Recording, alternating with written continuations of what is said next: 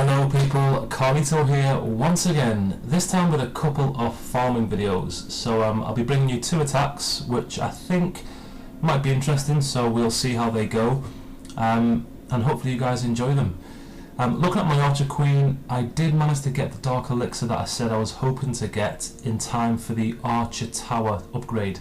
So she's now on her way to level 11, and although I've upgraded her before the Archer Tower completes, I will have, I'm able to just keep raiding gold, and as soon as the Archer Tower is completed, I'll plough that gold straight into walls.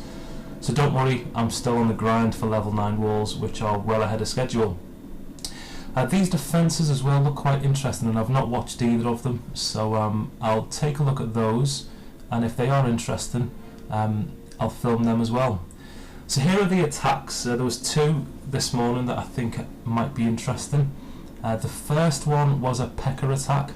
So I cooked some P.E.K.K.A.s last night, and these are the three that were left over from the previous attack. So we'll use those. As typical with P.E.K.K.A. attacks, get rid of the outer edge structures so that the nearest building to the P.E.K.K.A. is behind a wall that leads into the middle of the base. If you're not careful with that, and it's an easy mistake to make, the P.E.K.K.A. will just wander around the edge of the base doing very little damage, which is exactly what you don't want her to do. So I've also released the Archer Queen, one because it will make the fight more interesting, but two because I don't care whether she dies or not. In fact, I want her to die perversely, because I'm going to upgrade her. She's going to go to level 11, as you just saw when I started the video, and during this attack it didn't matter whether she lived or died, because that doesn't get taken into account when you do the upgrade. It still takes the same amount of time, so you may as well use her to her full potential. So as you can see with the P.E.K.K.A., the good thing about P.E.K.K.A.s is that it will draw a lot of fire, and as she's wandering around the base, you can see that the Expo is wasting a ton of elixir trying to kill her, but doing very little damage, which means that I can release a ton of tier 1 troops that don't really get bothered by the defensive structures, because they're all focused on the P.E.K.K.A.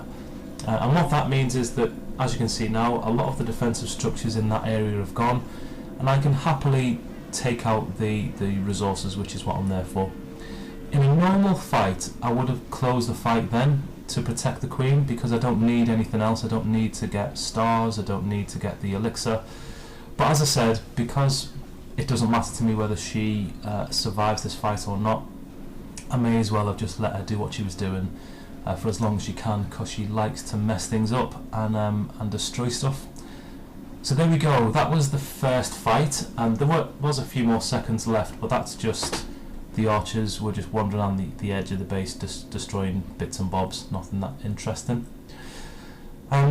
So yeah, there we go, that was the first fight, so quite an interesting one. The second attack, and before it goes to, actually, if you look at my attack log, 51 minutes ago was the first fight, so if you add up that gold, I'm on the way to doing 1 million within the hour, which again is a really good score.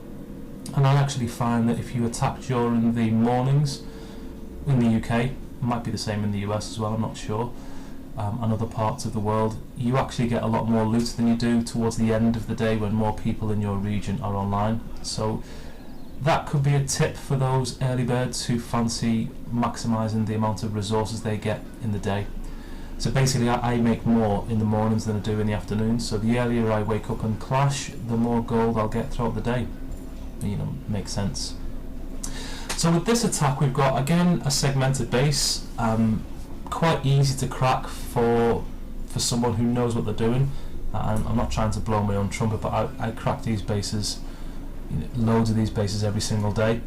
But for someone who might not know how to get in there, they might be sending in lots of wall breakers and using high-powered troops that they don't really need to.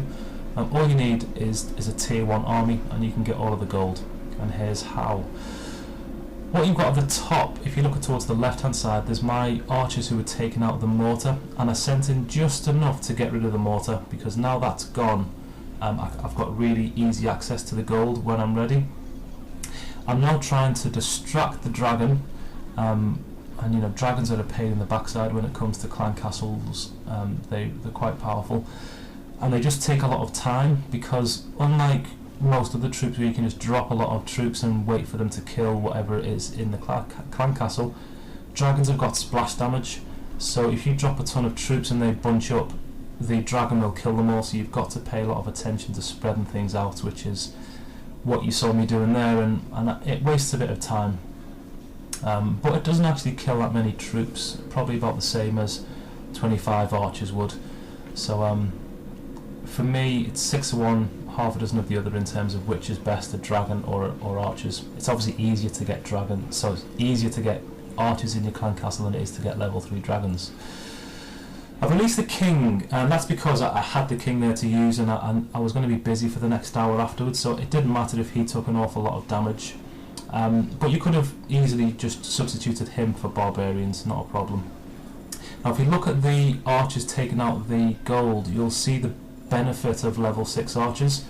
The level 5 mortar has not been able to kill them, and had they been level 5 archers, that single mortar shot would have taken them all out and the gold wouldn't have been taken. But with level 6 archers, you know, they managed to get all of the gold because they can survive one mortar hit, which is very important, and a lot of people miss that when they only look at these small bump in stats. So there we go guys, 2 attacks, hopefully you found them useful, but for now, bye from the king, and bye from the queen, and I'll see you on the next video. Bye for now.